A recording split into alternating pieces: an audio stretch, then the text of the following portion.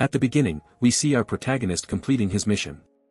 He is the best assassin in the world, and it's clear how effortlessly he finishes his tasks, even reading the situation that surprises his novice partner. 違いするな。我々は正義の味方。我々は組織の道具だ。組織は殲滅を命令している。あの中に組織の人間が潜入している。それを勝手に殺すわけにはいかない。プラン通りだ。撤収する。はい。He quickly devises a plan to escape both the enemies and the pursuing drone. 逃げるぞ。偵察機、ドローンだ。構わん。銃を用意しろ。私の言う通りにしろ。天井から吊る引き金に、ワイで銃が揺れれば、自動的に柱は一つ。目立つ目標を有する車を追っている隙に、より、奴らは攻撃すれば、因が運よく引火してくれれば、爆発しました。プラン通りだ。After escaping, he even teaches his companion how to become a skilled assassin. でも私は一生懸命やって。これは何だ？私の銃です。お前を狙っている。お前が私を信用しているからだ。殺さないと思っていた。私は証拠を残さないためにそう考えなかったのか。はい。帰って足手まといだ。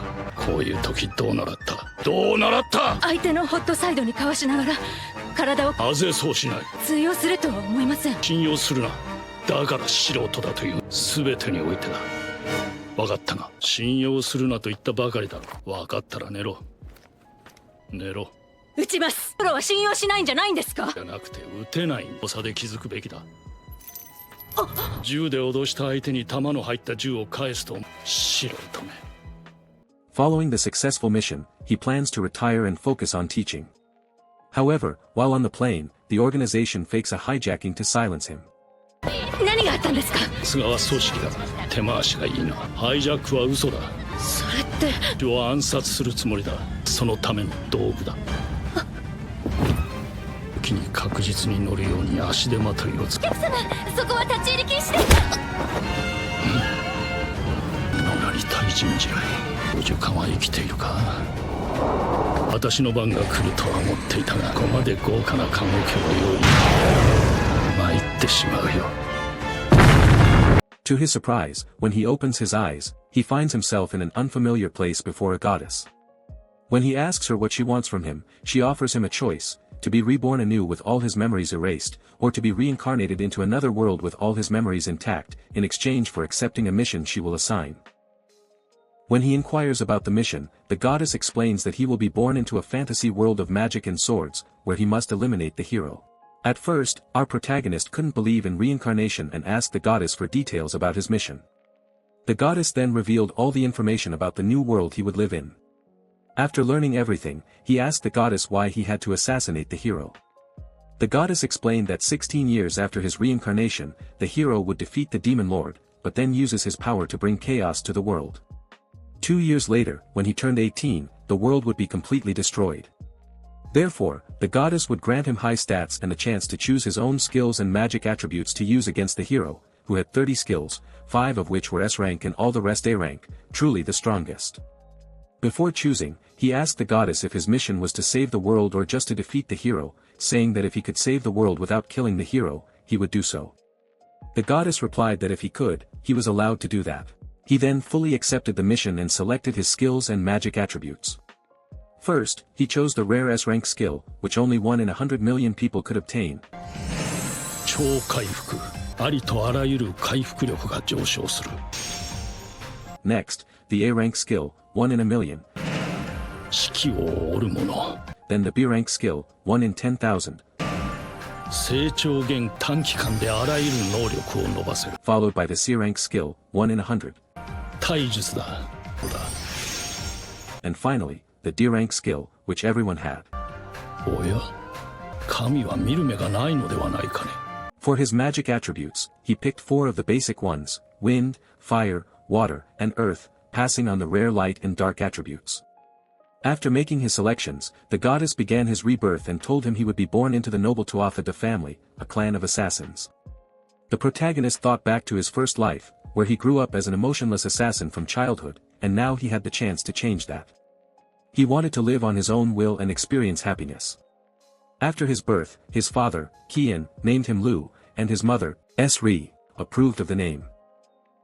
This marked the beginning of his new life as Lu Tuatha of the noble assassin family in the Alban Kingdom.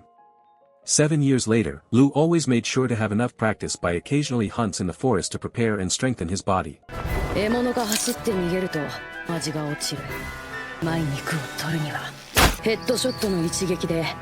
He also cooked for himself to ensure he received all the necessary nutrients, using knowledge he had gained as an assassin in his past life. Unexpectedly, his parents liked his cooking and planned to introduce it to their people as the Tuatha specialty. After eating, his father asked him to go to the training room to assess his physical development and determine his next training as an assassin. よろしい、脱ぎなさい。はい。1の型。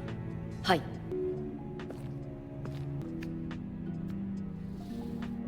2の型。はい。3の型。はい。よろしい、服を着なさい。Aside from being assassins, the Tuatha family was also known for being doctors, and Lu was continually taught to excel both as an assassin and as a doctor. His father then told him he was ready for the operation to obtain the mystic eyes of the Tuatha, a magical surgery that would enhance and clarify his vision, allowing him to see mana. After recovering from the successful operation, Lu tested his new eyes, which were much clearer and capable of seeing even distant objects. He could also now see mana. Soon, his father would teach him this magical surgery, which Lu would one day perform on his own children. Additionally, he would have a magic teacher. A week later, his instructor arrived, a young girl, which surprised Lu. At first, she was taken aback by what Lu was wearing, but they said his mother forced him to dress that way. The magic teacher introduced herself as Dia Vicona, one of the top 5 mages in Swigel.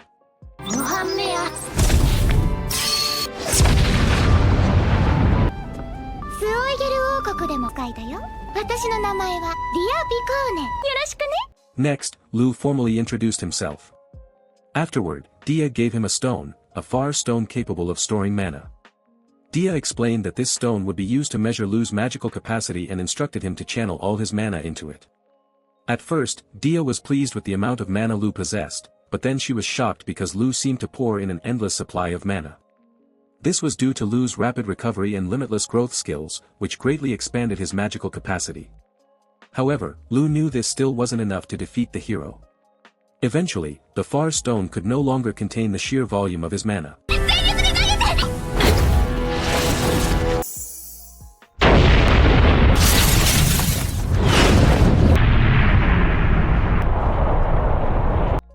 Lu's parents quickly arrived and asked what had happened.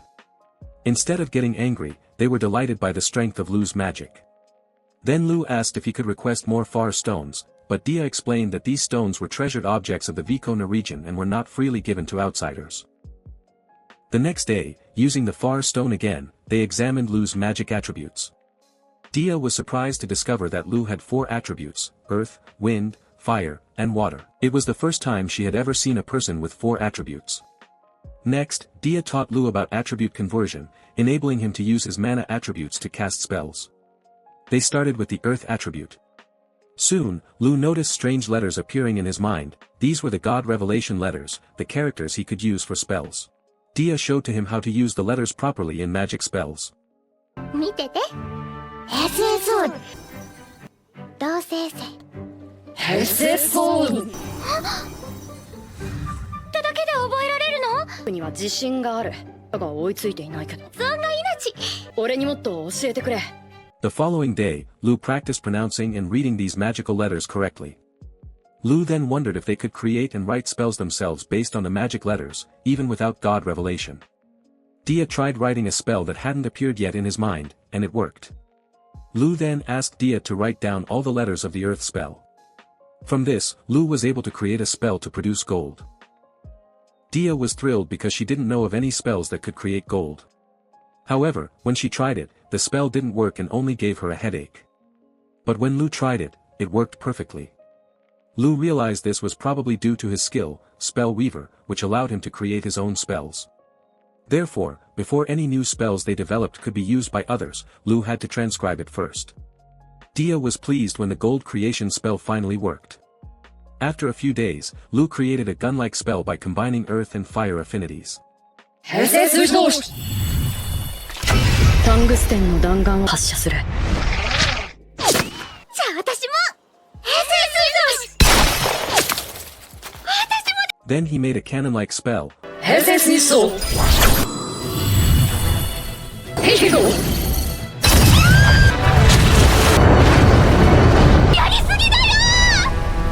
which surprised Dia. However, her mana was not enough to use such large and powerful spells. On Dia's last night before leaving, Lu gifted her a titanium knife, while Dia gave Lu the far stone she always wore. She said that when she returned home, she wouldn't stop thinking and creating new spells so that when they met again, they could use them together.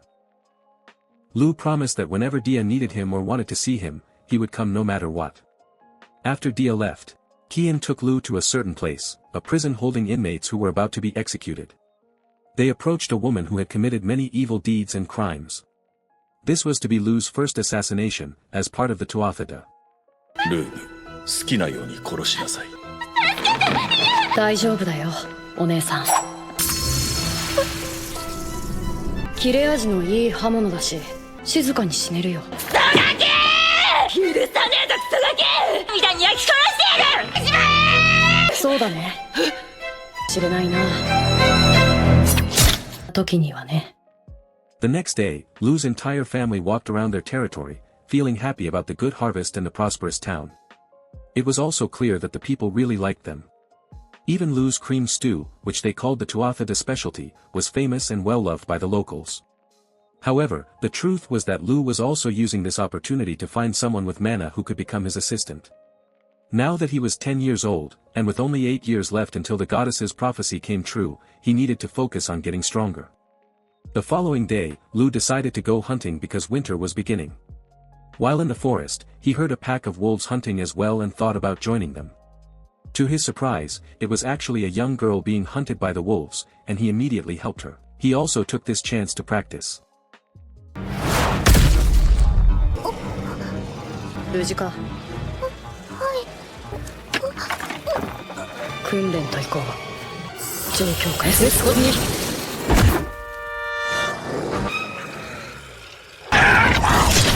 脳幹裂傷脊髄切断脳震盪全滅 When he asked the girl why she was alone in the forest, she explained that her family had kicked her out because winter had started and there wasn't enough food for all of them. While she was alone, she heard that the Tuatha territory was abundant, so she came there. Lu cooked soup for her, and as he did, he thought about the news he had heard, that the lord in the neighboring region was incompetent, though he didn't realize just how bad it really was. It was also at this time that Lu introduced himself as the son of the lord of Tuatha, which surprised the girl. Lu then offered her to come with him, promising her a proper place to live and that she would no longer go hungry. He also told her that he needed her. The girl was very happy and accepted his offer, introducing herself as Tarte. One reason Lu offered to take Tarte with him was because he saw she had mana, which he had been searching for. Next, we see other people sent by the goddess, one of the best soldiers, who was also given a mission, just like our protagonist. And upon checking on its progress, さて40年前に進捗はと明日から本気出せ。戦えないんじゃない。戦わないんだ。最強からニートに転生した 2 years later, someone woke him up. It was Tarte, now grown up, much bigger than when Lu first met her. After breakfast, Lu asked Tarte to go to the training room to assess her physical development for her training as a personal servant and assassination assistant.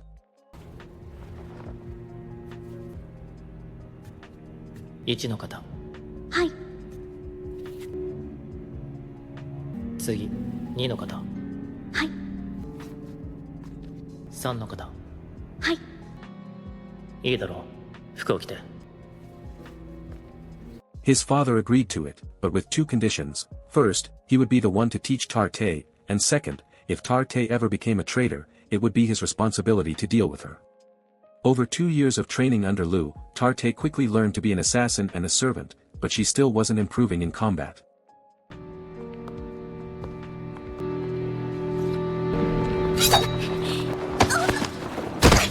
これでタルトは死んだご期待に添えなくていいよ槍なら得意なんですけどね She was only skilled in using a spear, likely because she had skill related to that weapon. However, a spear wasn't suitable for assassination since it couldn't be easily concealed. Lu needed to think of a solution. That night, Lu saw Tarte practicing alone and told her to stop. At first, Tarte thought Lu didn't want her anymore, but it turned out he created a good weapon for her. そこに折りたためば隠し持てる槍だ。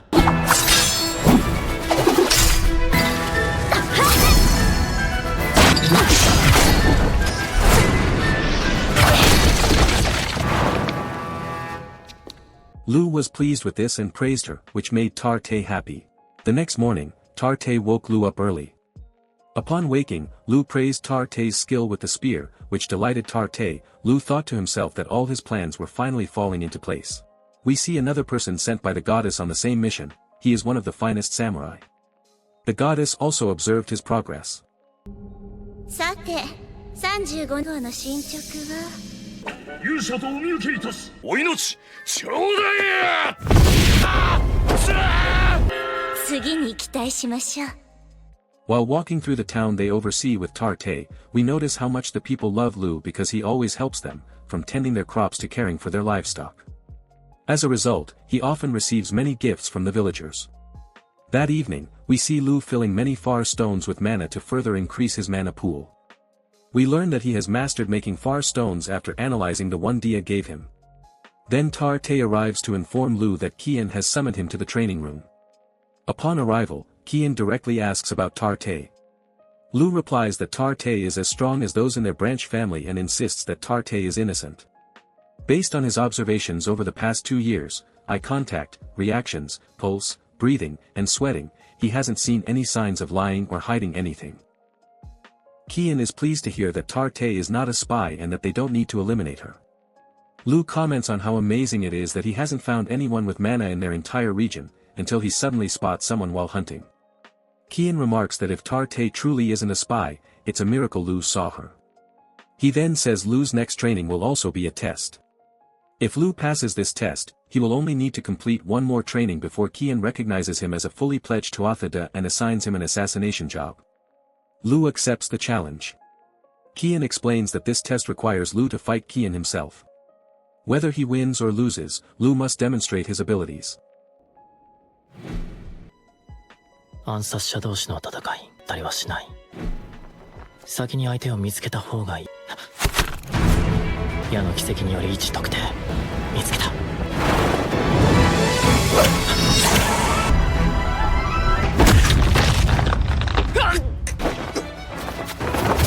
化け物か。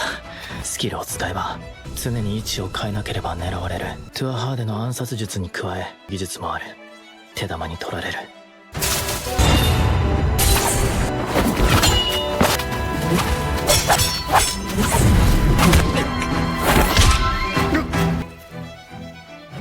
父は俺の動きを読んでいる。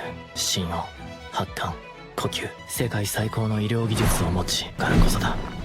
俺が動きを読むと父は俺のフェイクを見破る。経験の差か。父親だからか。下手に動いて見つかるより殺意が2つ。踊りだ。右側、こっちが本命。見せかけ。本当の攻撃は殺意よ。上だ。僕の勝ちです。そのようだな。After the fight, Kian admits that Lu passed and confesses he can't believe he lost to a 12-year-old. Even though he is considered the finest assassin in Tuathada's history, Kian notes that Lu hasn't even used his full power, such as magic, where Lu excels. Lu replies that he used all his knowledge and just got lucky because if he had used magic during their fight, it would have nullified the assassin techniques he's studying. Kian is pleased because this was exactly the point of the test, and Lu passed it. Kian then says he has nothing more to teach Lu since he has mastered all the family techniques. Before Lu's final training, Lu will first accompany him as an assistant in his assassinations.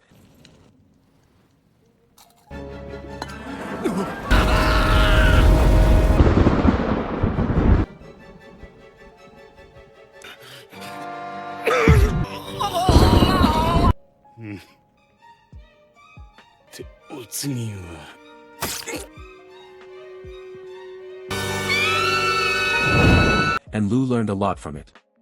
For example, Kian pretended that their target noble was betrayed by the bandits to prevent others from doing the same.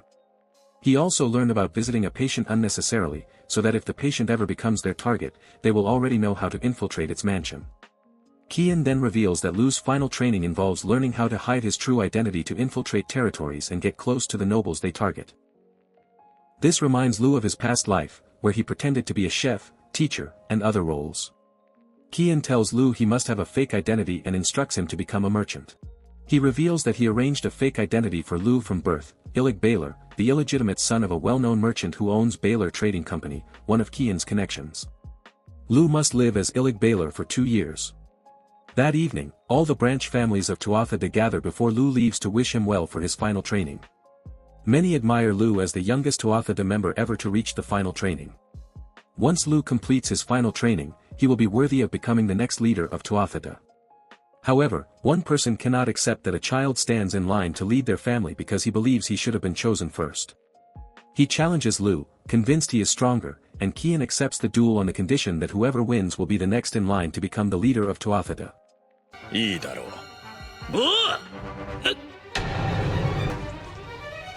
どうやらルーグ、これで満足してくれたかな。それがトゥアハーデの暗殺だ。ルーグ、ナイフをしまいなさい。参ったとは言ってねえ。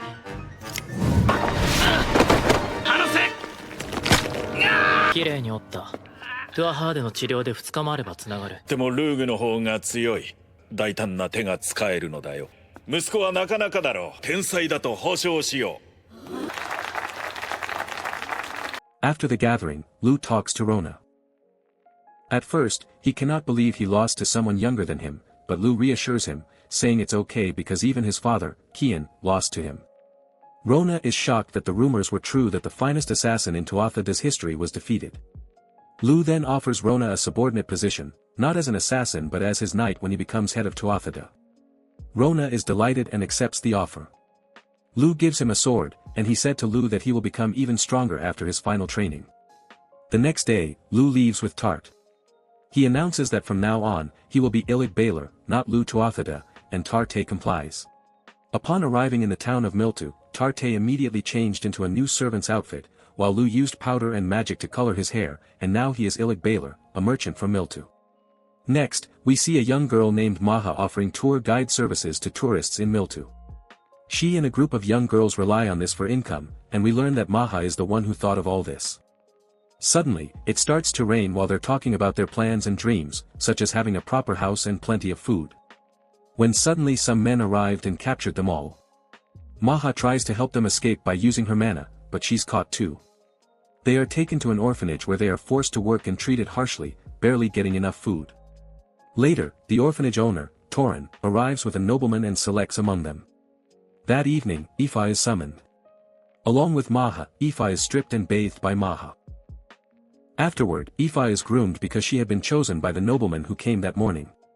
When Aoife returned at midnight, she just cried and ran away, and this happened several times. It turned out that Torin was offering them all as playthings for the nobles, but even Torin himself was doing this to them. Until one night, Noin could no longer bear it and injured her own face. Maha tried to stop her, but she did this to become unattractive and no longer be chosen by the nobles. After 2 years, Maha heard that Torin was planning to taste her as well and offer her since she was now 12 years old, at the right age.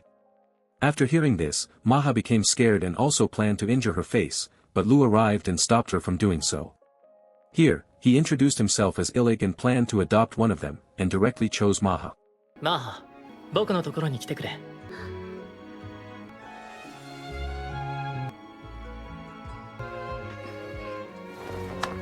この子を引き取りたい。At first, Torin was reluctant to give her up, but he was persuaded by the large sum of money offered by Illig. However, Torin said he would be able to take Maha after 3 more days due to preparations. Before leaving, Lu told him to take care of Maha. That evening, Maha was prepared, and here Noin felt a bit envious because Maha would be leaving this place, and if she didn't have scars on her face, she might have been the chosen one. It turned out that Maha was also offered to another noble and Torin planned to use her before giving her to Illig. Maha thought that she didn't want to tarnish her purity before going to Illig, whom she considered her prince, and using her mana, she tried to escape. However, she was quickly caught by Torin's men, who also had mana. But suddenly, Illig arrived and said he had sensed something at the orphanage. Torin fought him, but Illig easily defeated them. Next, we see a noble trying to assault a woman when suddenly soldiers arrive and say they know what Torin's orphanage is doing and are arresting those involved. We find out that the woman is actually Tarte, and this is part of their plan to stop Torin's actions.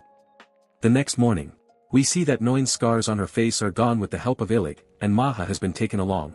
さあ帰ろうマーハ。連れて行って王子様。